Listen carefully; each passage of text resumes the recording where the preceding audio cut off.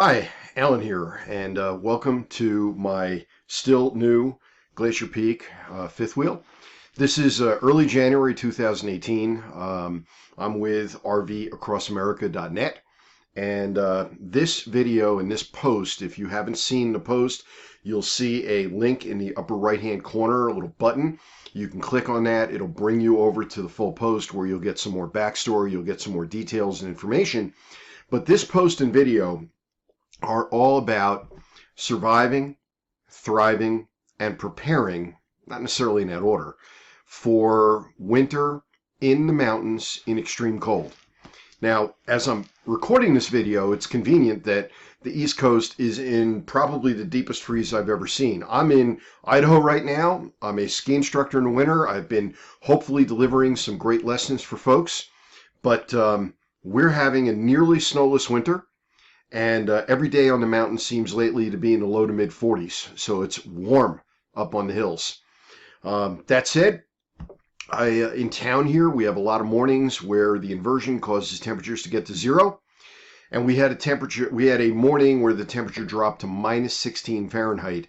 That was a couple of weeks ago, and that has caused me to create a brief clip at the end of this video that will add to some of the information that I'm going to give you. So make sure you watch the whole thing through, because I've got some really good info about general preparations, and then a flash freeze that we had that minus 16 morning, and a couple of modifications I made as a result of it. Bottom line, everything in this camper is working beautifully. I'm living in it as if it was the middle of summer, and that's the way I like it. So without any further delay, join me outside as the video continues, and I'll be showing you some of the various systems that I address in preparing for winter in extreme cold, RVing in a camper in the mountains, so that with temperatures that are below zero on a regular basis, typically, you're ready and you're going to thrive, not just survive. Okay, here we go.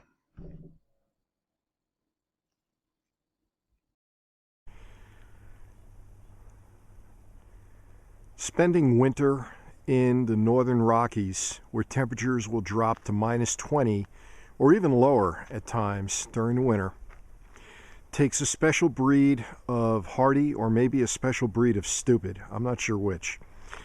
I'm Alan, and I'm with RVAcrossAmerica.net, and as I pan around, you're approaching my trailer.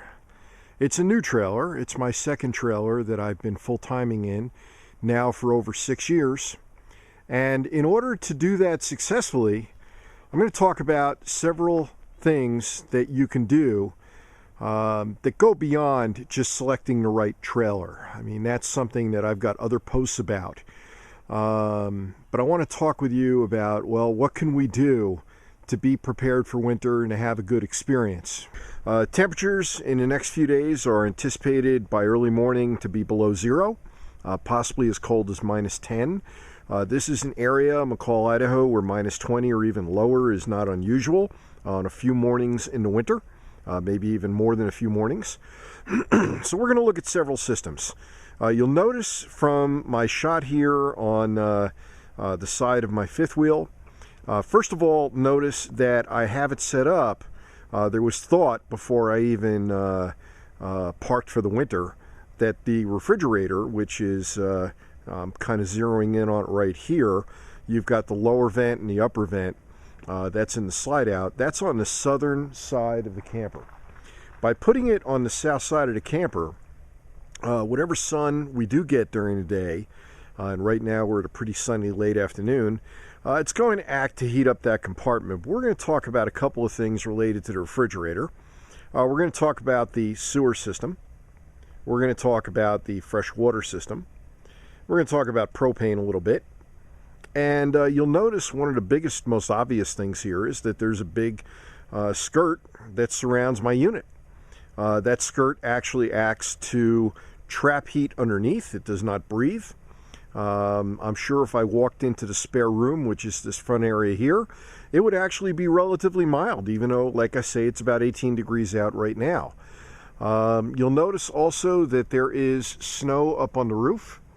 I allow snow to collect on the roof and on the top of the slides, but not too much. You don't want to get to the point where the weight is too extreme. I would say approximately 6 to 8 inches on the slides is acceptable, and I'd allow as much as 1.5 feet, maybe even 2 feet if it's low density snow on the roof. Naturally, some snow can be wet, some snow can be drier. So the skirting, I have a full post on that, and if you go to rvacrossamerica.net and locate my post on skirting, you'll see who I used, and I talk at much greater length about it and also show what's involved in getting a custom skirt for your trailer. You certainly have less expensive options in skirting, but they're not nearly as elegant. Now let's talk about propane. Rather than use the tanks that are in this door back that I'm zeroed in on here, I'm using a 120 gallon, that's about a 400 pound tank. That allows me to get anywhere from 3 to 8 weeks for a load of propane, and it allows me to pay about 30% less than the rate that you would pay if you were filling up your 30 pound or 5 or 7 gallon tanks. So renting this is $50 for a season. Contact me if you want to know who I use. You don't have to be in the McCall, Idaho area to find these companies. They're located all over the place, and I can certainly, if you're going to be in this position, give you advice as to who to use and who to avoid. So that's the propane system. Now let's walk up a little bit. I have a heated water hose, and since it just snowed, it's just beginning to poke itself out right here. This is, again, if you go to my Best RV Accessories page, and I'm sure I'll link to it from the article, you'll see which hose I'm using. It's a Camco. This is a particular model from Camco that's been very reliable, and it snakes its way through the snow. It will eventually melt the entire area, and it's working its way inside of the skirting and up inside this area, which is a wet bay for me. So just to show off the wet bay, I'll try to reach over.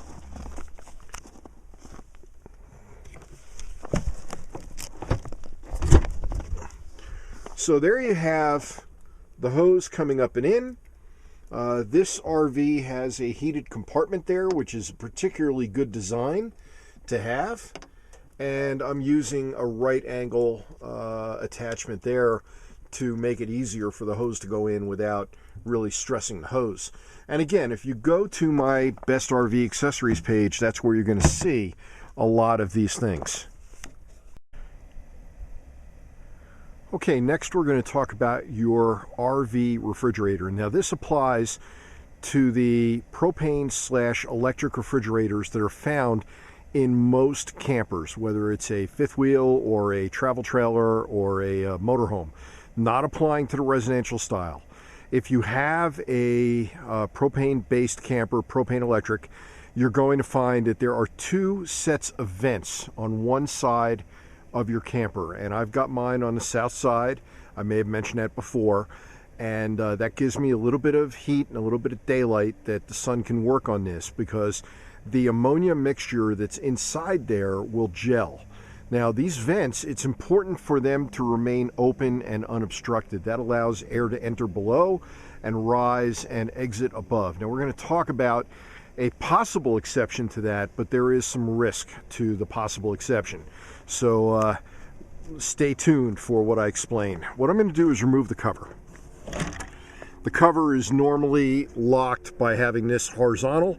I made it vertical, and there are 2 of them, and I pulled it off. Now what you have here is the inner workings of the back of your refrigerator. This blue cable is not found on most RV fridges. This is a Norcold. It was ordered this way by my manufacturer. Again, Outdoors RV builds an outstanding product, and as a result, they made the right choice when it came to getting an RV, a refrigerator that's going to have this. That blue cable is heat tape. The purpose of the heat tape is to wind, and I'll try and get the camera in there, up and inside the refrigerator compartment. Not sure if you can see anything that way, but that heat tape is thermostatically controlled. It's made to come on in cold weather, and it's made to keep the ammonia from gelling, particularly down to about 0 degrees Fahrenheit. Now, what some people do, and I'm not going to because I don't want to mess around with this heat tape and potentially slowing its effect of coming on, but what some people do, and what I did on my previous RV fridge, previous trailer, was in this compartment back here, and I'll move this inside. There's a compartment here. There's some open space, if you will, near where that plug is, where you could put an incandescent light bulb. If you put a light bulb in there that's going to generate heat, again, the purpose is to heat the cabinet, the cavity here, and keep it functional at temperatures lower than what you would normally get out of an RV fridge. Now, this RV fridge also has a winter kit. The winter kit helps you to work when you're below freezing. The heat tape, Norcold says it'll keep working down to 0 degrees Fahrenheit. However, it may get below 0 here, and if you're in a place where you're talking about extreme cold, then you may want to take a more extreme measure. Now, I'm going to caution you, what I'm about to say is not recommended by the manufacturer of the refrigerator. It is not recommended by the manufacturer of the camper. There is no camper manufacturer that's going to recommend what I'm about to say. If you, and I'll turn my camera here, and I'm holding it in the other hand, this is that vent, that cover that I was showing you before. That's right there. And you can see, looking at the one that's still applied on the side of my camper, there are 3 sets of vents. Well, on the lower barrier, and I'm going to put this back up here. I'll turn that in a moment. On these lower cavities, this one and this one, I'm going to put a little duct tape on the inside. Now, that is, again, highly not recommended. It is not something I'm telling you to do. I'm telling you I may do it. And I may do it only if I get below 0 at night, significantly below 0, and I see that conditions are going to stay cold for quite a while afterwards. Not just a 1-night or a 2-night event. But if we get significantly below 0, I'm going to go that route. This, again, if you do it, it presents a fire hazard. And the biggest hazard, as I understand it, and again, this is from the reading I've done, is after you see a warm up in the weather, if you fail to remove that duct tape and you fail to allow thorough ventilation from the lower ducts to the upper ducts, then you are going to be creating a situation where you could have a fire in that refrigerator. And Norcold or Dometic, the 2 major manufacturers of RV fridges, will not stand behind you. So realize that what I am saying is not just risky, it's high risk. And it's something you only do if you absolutely have to, and only if you're going to take the responsibility yourself. I am not recommending you do this. I am simply saying I'm doing it. The rest is up to you. Okay? So we're going to move on with some other things that we can do. We're going to talk about the inside of your fridge from the inside of your camper, and there's something interesting you can do there. All right? Here we go. So now we're looking at the fridge from the inside, and we're going to open the door. This is another little trick that I read from some other folks that I think actually has some physical basis for making sense. What you see there is a little Eddie Bauer light. Try and say that 10 times fast. A little Eddie Bauer light. And it gives off just a little bit of heat, not a whole lot. It will stay on when I close the door. I assume that the light that's inside the fridge will turn off. That's the old thing, like, does the light really turn off when you close it? Yeah, it does. This light, however, will stay on. And what this light does is it generates just enough heat to make the refrigerator section keep working. And when you make the refrigerator section keep working, the freezer section, which is above it, will also stay cold. Because one of the things that I noticed when my RV fridge failed, you'll notice I have a post on rvacrossamerica.net that says something like, it's cold outside, but my RV fridge is warm. The refrigerator section stays chilly. It stays under 40 when it gets super cold outside. But the freezer section loses its ability to stay down around 0 or 10 degrees the way it should. Now, these two are integrally connected. And if you keep the refrigerator calling for making it cooler, you're going to keep the freezer calling for making it cooler. So again, that's the logic behind the move to have that little light inside. Again, I'd welcome input on this. If you're on YouTube, just comment below. And if you're on rvacrossamerica.net, you'll, if again, locate this particular post, this article, you'll be able to comment to that effect. So I'd welcome your input. This is what I'm doing to keep things working. When I come over here to the faucet, I've got water, just like it's the middle of summer. And that's what I want. I want my water to be able to run. I want my furnace to be able to heat me up as much as I need. I keep the furnace on, obviously, so that I can keep the underbelly heated, so I keep things from freezing up, so I can turn the water on. Anyway.